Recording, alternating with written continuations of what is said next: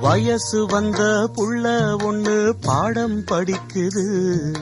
அன்பு ஒன்றே வாழ்க்கை என்ற அர்த்தம் விளங்குது.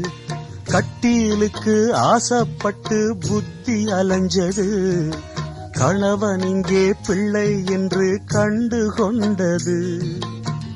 தன்னடக்கம் வேணும் அம்மா, பெண்மைக்கது நல்லதம்மா.